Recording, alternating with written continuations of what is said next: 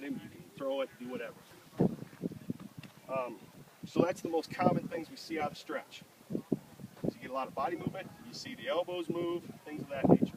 All right, and then the double set where guys will come, and then they'll do this. That's a balk as well. All right. This goes for lefties and righties. If you come up in the set and you cross the pitcher's plate, all right, your foot comes up, you go across, you have to go home. All right, you can't pick the third, you can't pick the first. Second base, obviously, you have to cross home or the plate to get there, which is fine. So you can come up, turn, throw. Okay, when you mention that cross, do you have to cross the whole thing or just the front? Just the front. Yep. Okay. Make that a mental note. Yes. Yep. So if I got a runner on third, I'm a right-hand pitcher, right? And I think he's going to bust home here, and I go like this and then throw. That's a balk. All right. Lefties, same. Lefties is really where this comes into play because they got such an advantage at first. They come set, they'll bring their foot up, but if they cross back and then try to go to first, that's a balk. All right. A lot of good lefties or good righties, they use the side step. They'll come up, and then they'll come up straight on every pitch, no matter if there's a runner on first or third, to deceive them. So Corey, how you can make a slight pause, but you can't come up here and stop and look at it. Every pitcher, like you, Darvish, you ever watch him? He's got kind of a hitch to him. Another guy with Boston. If that's part of your natural routine and that's how you throw every single pitch, that there might be a slight pause in there, that's okay. We usually let them go. But if you get a guy that comes up, runner on third, he comes up and he stops like this, that's a balk. All right? I had a kid who was good at it. Never got caught, but I thought it was a balk every time.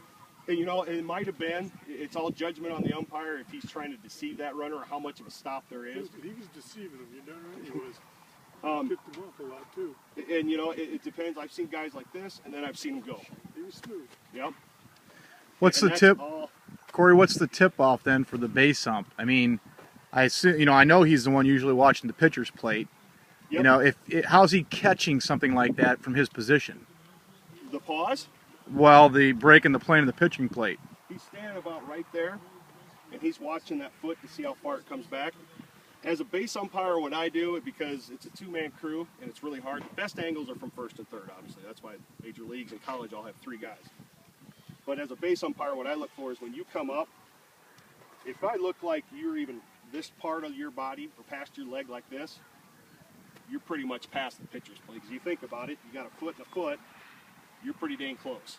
Most guys I see, they come straight up, and you can see a nice gap between their leg. Okay. So yeah, when you come up, you can't stop. You can't stop at any time during the motion either. All right. The other thing I've seen, and this is just the weird one. This is just pitchers that don't know, is they'll come set, and that runner at third or wherever will break. And let's say you got a runner at third, he'll break for home. They just go like this. That's a balk.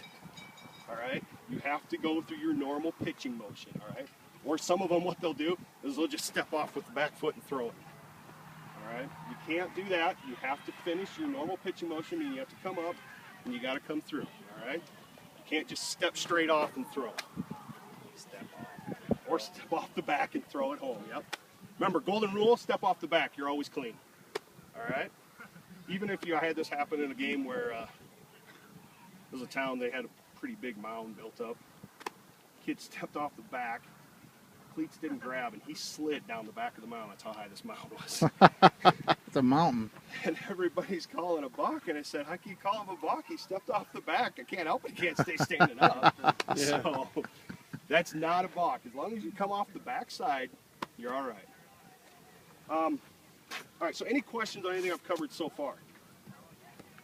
So if you're picking off the first, you can come set, and you can just take that front leg straight to first and throw, but you have to throw, and it's not, you don't have to step off. So you got to go like this, and depending upon how you're coached or how you're taught. But yeah, you can come here like this, and you can step and throw like this. Yes. Is that what you're asking? Yeah. Yep. So Corey, what about jump steps? Technically, the jump step is illegal. All right. I'll tell you, it's really hard to catch, though. And what I've taught my kids that I've coached and stuff is it's kind of a hybrid of it, where you take a step here, about right there, and then you throw. But technically, the jump step is illegal. You can't jump in the air and throw. All right? And if you do, you gotta have the right angle. Yeah. So the hybrid is the movement with the back leg Yeah, first. Yep. And then what I teach my travel ball teams and stuff is you step here and throw. That's hard for a two-man crew to pick up. What is it, 45? Yep. And then we're going to talk about the 45 with the lefties. That comes off the center of the plate. The major leaguers cheat all the time. Oh, they cheated all the time. I got